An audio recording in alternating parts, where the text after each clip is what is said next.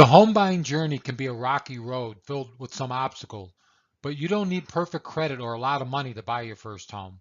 I was once in your shoes and I threw money away on rent for many years before I bought my first home. I had no idea what I was doing and where to start, but I educated myself about the steps and made a decision that I wanted to own a home. Immediately after closing on my new home, I felt a sense of pride and joy. I have owned many homes throughout the years where my family and friends have created so many wonderful memories. I wouldn't trade those moments for anything in the world. So what are you waiting for? Take your first step to find out what it takes to live the American dream of owning a home. Welcome to the webinar, 10 Steps to Buying Your First Home. Hello, my name is Jerry Tribuzio, and I am America's first-time homebuyer specialist, and our team has helped thousands of first-time homebuyers achieve the dream of homeownership. We can help you unlock the door to your new home too. This webinar gives you step-by-step instructions on how you can own your first home in the next 60 days. It may take you a little longer depending on such things as when your rent lease expires, or you may have some roadblocks such as credit or debt issues. Our main goal is to help you become a homeowner as soon as possible. Let's begin. There are 5 main obstacles to home ownership, which are down payment, affordability, housing inventory, student loans, and fear. Most first-time home buyers are paying high rents across the country, and they are finding it difficult to save money for a down payment and closing costs. Home prices and interest rates continue to rise, which is making monthly mortgage payments less affordable. The inventory of starter homes available are at all-time lows, and builders are not building homes fast enough to keep up with the demand. Student loans are plaguing young home buyers who have incurred big-time student loan debt. Finally, many first-time home buyers are scared out of their mind about owning a home, and some of them saw their parents lose their homes during the housing crisis. Despite these obstacles, there are solutions. First, many first-time homebuyers don't realize you don't need 20% down to buy a home. There are many low down payment programs which offer flexible guidelines and options to first-time homebuyers. Also, there are down payment assistance programs which can help you pay for your down payment and closing costs.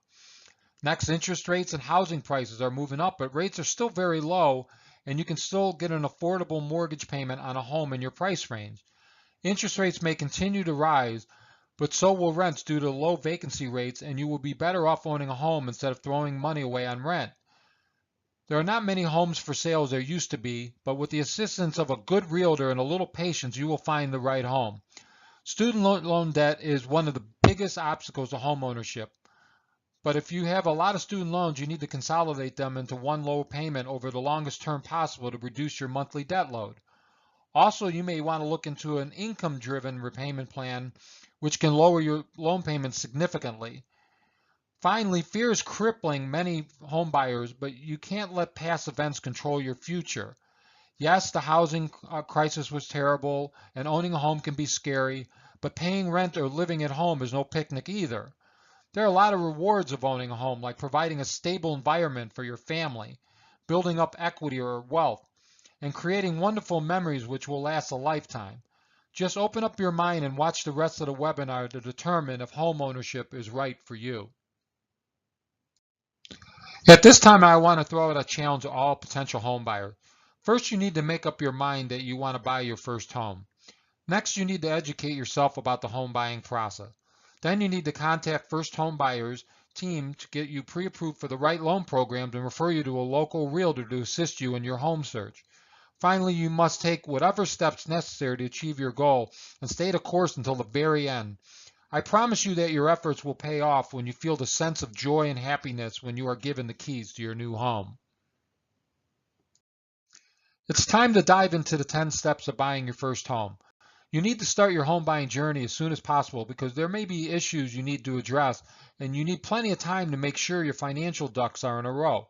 Believe me, you want to avoid unnecessary headaches later because you did not prepare yourself for the home buying process. The first step is to check your credit online, which will not affect your score. You need to make sure to review the credit report for errors and inaccuracies so you can correct them as soon as possible. Make sure to get all 3 credit scores with Equifax, Experian, and TransUnion. Online credit scores may be different than the ones used by a mortgage company, but they'll give you a pretty good idea where your scores are. If your credit history is marginal or poor and scores are low, then you will need to work on your credit before you buy a home. First Homebuyer uses a what-if credit simulator to assess what you may need to do to get your scores up so you can qualify for the first-time buyer program. We are not credit repair experts, but we can set you up on a step-by-step action plan to potentially improve your credit history and scores. What does your credit score mean? If you have a 720 plus credit score, it usually means you have excellent credit. A score in the 680 to 719 range is good credit. A score in the 660 to 679 range is average. 600 to 659 is considered marginal credit but meets the minimum credit score requirements for many first-time buyer programs. And finally, a score below 600 creates challenges, but we can do loans for people with scores as low as 550. Many people ask me, what scores do you use? We use the middle, not the average score. For example, if your scores are 647, 641, and 719, then we use your middle score of 647 to qualify you for the program, not the average score of 669. Step 2 is to create a budget and figure out what is the maximum payment you can afford without going house poor. Try our home affordability calculator at firsthomebuyers.net to get an idea of your price range. Also, you may need to cut some expenses such as dining out as often to make room for a mortgage payment. Next, you need to calculate how much money you will need for out-of-pocket fees such as appraisal, home inspection, down payment, and closing costs. When you submit a pre-approval application to First Home Buyers, we email you an estimate of the down payment and fees associated with your loan. We go over each line in detail so you understand the costs associated with buying your first home. We have programs which require zero or low down payment, and the seller can pay for most or all your closing costs. Furthermore, you may be able to get a gift from a family member towards your down payment and closing costs.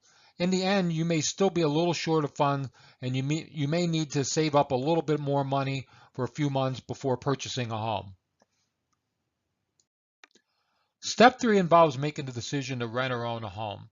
You can visit firsthomebuyers.net and perform some rent versus own calculations on your own, but in general, it's better to own than rent in most situations when you take into account the potential benefits of buying and owning a home, which may include tax breaks, increase in market value of your home over time, and an increase in equity in your home after making each payment, which reduces the principal balance on your loan.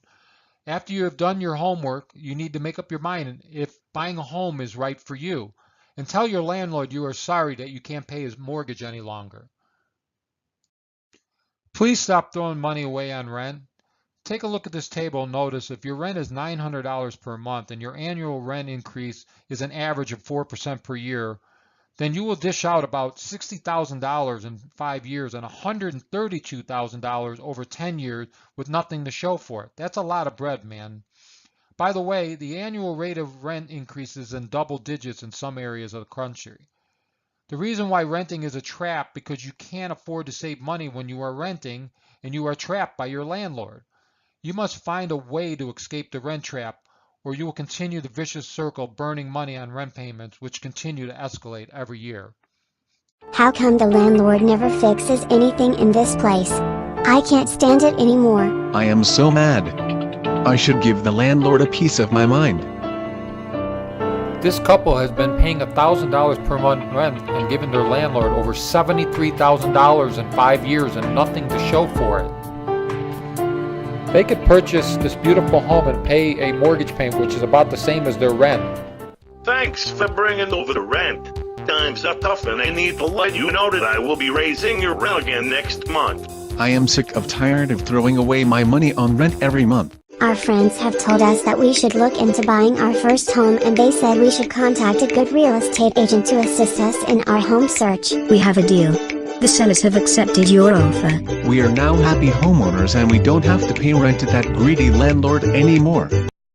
Step 4 is to research the requirements of all the first-time homebuyer programs which may work for you at firsthomebuyers.net. Next, you can use our loan calculator to calculate payments on many different programs, get a general idea of what price range you should be looking in. You should make a note which programs may best suit your financial need. The First Home Buyers team will get you pre-approved for every program you are qualified for, and you don't need to decide which program you will use until you find a home. Here's a side-by-side comparison of 5 great first-time homebuyer programs. As you can see, the payments don't differ significantly for each program, but the down payment, mortgage insurance factors, and qualifying requirements are different for each program. For example, you can buy a home with zero down payment using the USDA program, but you must find a home in a targeted rural area to qualify for this loan. Also note that the USDA program payment is lower than the FHA program, which requires 3.5% down payment due to the lower monthly mortgage insurance fee. So why would you put down 3.5% to pay a higher payment if you can buy a home in an eligible area?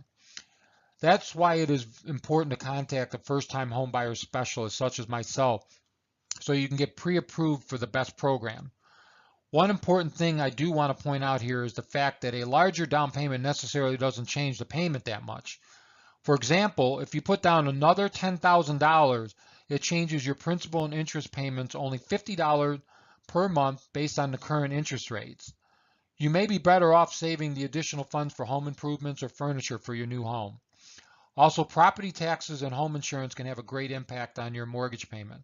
For example, if you look for a home in a flood zone, then flood insurance may be required, which can be costly. So you need to get a preliminary home insurance quote before you start house hunting. Also, there may be down payment assistance programs in your area which can help you with the down payment and closing costs.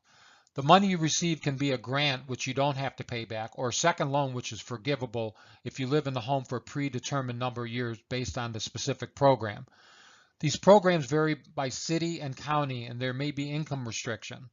If you have any questions, you can contact us and we'll let you know if you are eligible for any down payment assistance program.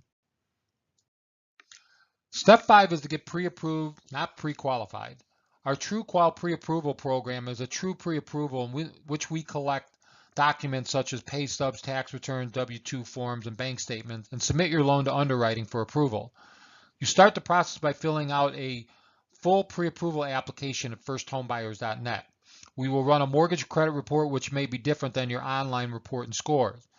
Once you are pre-approved, we will contact you to let you know what is your maximum payment and price range you can look in. You are ready to go house hunting with the confidence that you are a pre-approved home buyer. Once you find a home you know is the one, we issue you a pre-approval letter to submit to the seller of the home. Step 6 is to find a good realtor to assist you in your home search. You must use a realtor in today's fast-paced competitive real estate market to increase your chances of getting an accepted offer on a home you are interested in. A realtor will help you find a home, write an offer, and negotiate the best deal on your new home. Realtors have access to the most current active listings, and they can get you a jump on homes that have not hit the market yet. They don't charge you for the services, and they are paid out of the seller proceeds. First home buyers can refer you to one of our preferred realtor partners who specialize in first-time home buyers once we pre-approve you for the program. Now the fun part begins with step 7 when you start your home search.